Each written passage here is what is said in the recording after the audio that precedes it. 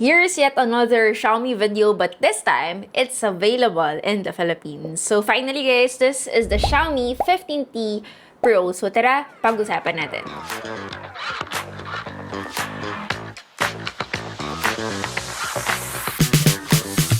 Actually, in terms of like the T series of Xiaomi, and alam kong alam nyo rin to or nang nakakarami, it's somewhat the trimmed down flagship phone. Hindi flagship pero hindi rin mid-range. So, nasa gitna. Again, ang flagship nila yung number series na nireview natin or actually hindi na-review, pinag-usapan on our previous video. Today's video, we will be focusing on the Pro model even though they launched also the base, which is the Xiaomi 15T. The Pro is priced at 39,999 pesos and that is for the 12 gig of RAM na may 512 gig of storage. Let's start with its design.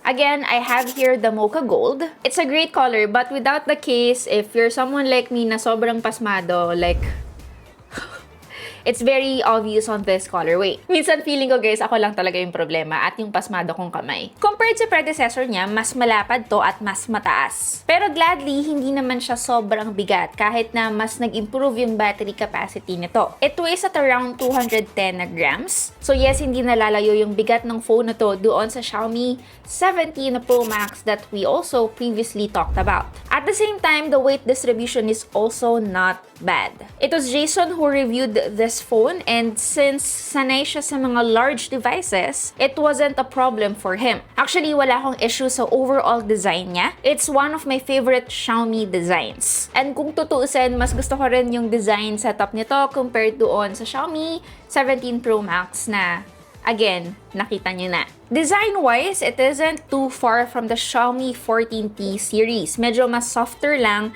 yung edges ng camera setup niya. Mas refined yung look, I would say. Thankfully then, this has an IP68 dust and water resistance. So guaranteed and can withstand water ingress in up to 3 meters, which is good to see. At the same time, the frame is made of aluminum. Medyo cohesive yung look niya and very premium. Overall, wala kaming naging issue sa itsura at sa form factor niya.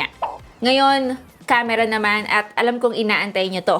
So the Xiaomi 15T Pro, again, Leica-based triple camera setup pa rin siya. I'll be honest, every time there is a Xiaomi phone na medyo flagship, hindi lang yung number series nila, I have really high expectations. Yung main camera niya is a 50 megapixel Light Fusion 900 sensor and it also has an OIS. Focal length is 23mm. It also has the same 50 megapixels telephoto lens with OIS and a 12 megapixels ultra-wide lens. Let's not forget, front camera is a 32 megapixels. In terms of the camera interface, actually dito walang masyadong nagbago. It still is the same layout na may shooting mode sa baba, may mga toggles din sa gilid, and very easy to access yung settings. There is an 8K video recording for the main camera, even 4K up to 120 FPS, which is nice. Actually, na-impress ako sa video recording niya. Aside from the specs I mentioned and the capabilities it can do, I know those are just specs on paper. Yung real-world output niya, the video quality this year, it has better stabilization and color handling. I wouldn't say na sobrang parehas sa output na binibigay ng iPhones, pero I can say naman na kayang lumaban kahit papano. Malayo na yung nararating ng Android video quality. Dati kasi kahit flagship, hindi talaga kayang lumaban. It has a 5x telephoto lens. Yan yung gagamitin nyo na toggle if you guys want to get the best zooming capability. But in terms of like the digital zoom, kaya naman ng device na to na makapag-zoom up to 100 times. Yun nga lang, syempre, wala pa rin namang nangyayaring AI dito, so you wouldn't really get the best zoom photos. Now, in terms of the main camera, maganda yung kuha. Well-balanced yung exposure, nandun yung dynamic range, hindi rin exaggerated yung kulay.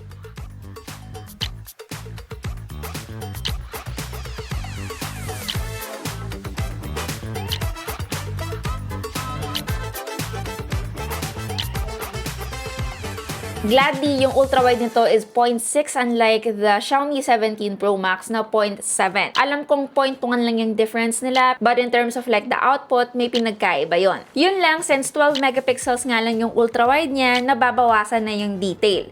Lalong-lalo na if medyo low light na. Dito mo talaga makikita ang laki ng difference ng main camera sa ultra-wide niya. Personally, still acceptable. Hindi pa rin naman to considered na sobrang flagship phone ng Xiaomi. If you guys want the best camera set, go for their number series or yung pinaka-ultra nila.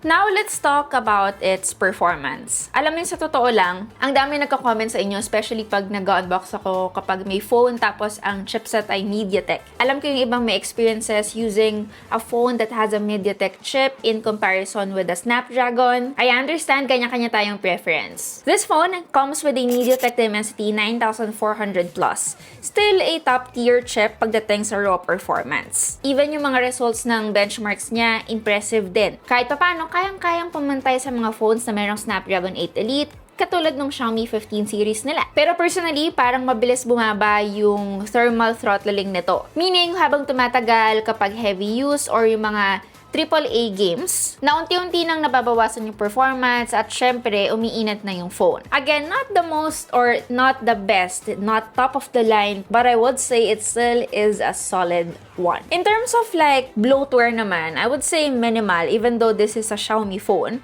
Alam ko na fix na to na Xiaomi over time. Meron siyang mga AI features, meron din actually sariling AI system si Xiaomi na dinevelop. And of course, hindi mawawala, there is a Gemini shortcut sa power button. So, alam nyo na, pwede nyo rin tong gamitin. There is an AI writing tool, AI photo editing sa gallery niya, of course, AI interpreter mode, and more. Yun lang guys, out of the box, naka-Android 15 pa rin itong Xiaomi 15T Pro. Considering Android 16 came out a few months ago, if I remember it correctly, yung mga fold and flip ng Samsung, naka-Android 16 na siya nung dumating. And then in terms of like the software update, we get 4 years of major OS update and 6 years of security patches. I wouldn't say impressive, pwede na, decent. Syempre, medyo bitin siya for its price point. Bakit even yung A-series mid-range phone ng Samsung, 7 years yung support. So yeah, hopefully Xiaomi can catch up soon.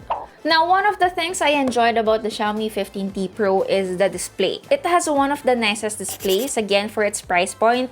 HDR content is really good. We didn't really had any problems using it outdoors, lalong-lalo na when we brought this phone sa beach in Hawaii. Maximum brightness is 3,200 nits. Still not as bright nung mga flagship phones na meron tayo ngayon. But again, ang importante, outdoors, makikita mo pa rin yung applications mo. Hindi mo kailangang gumanon or hindi mo kailangang pumunta sa lilim para lang makita yung ginagawa mo. There is also an optical fingerprint scanner. Hindi siya ultrasonic guys tulad ng Xiaomi 15 series, but this one gets the job done naman even though they're not the same. Responsive at consistent.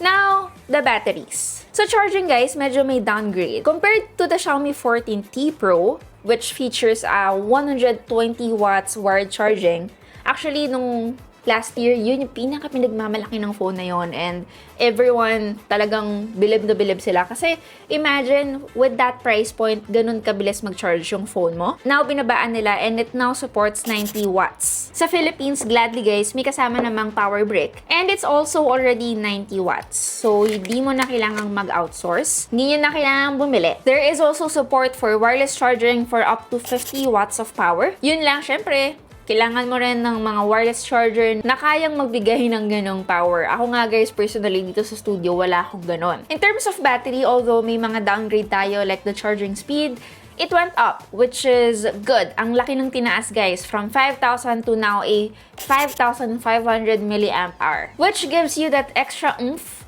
to last you the whole day. Actually, I would choose a bigger battery capacity over the fast charging speed all day, any day. In terms of for charging test, kapag yung standard charging lang guys, wala tayong papalitan sa settings niya, we were able to get 21% in under 30 minutes. Alam kong medyo mabagal yun. Again, that is coming from 0. Pag naman top speed guys, tinurn on natin to or in-enable, we get 85% in 30 minutes.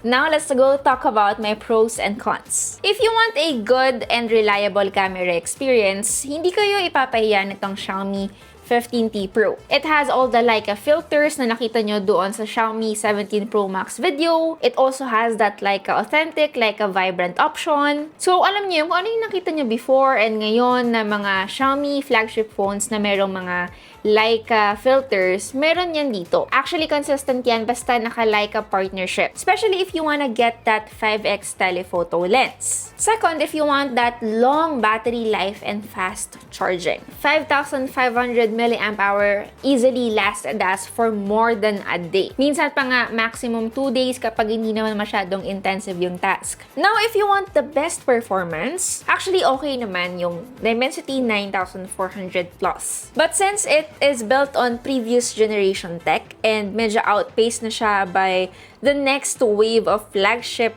mobile chip, medyo magiging behind na siya ng konti.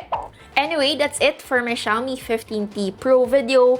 Let me know guys if you have any questions for this phone. I'll be happy to answer that. But again guys, meron pa akong video about the Xiaomi 17 Pro Max na in-upload previously. Kung hindi nyo pa napapanood, I'll be linking it here. Again, it's your Tech Girl Mary and see you in our next video. Bye!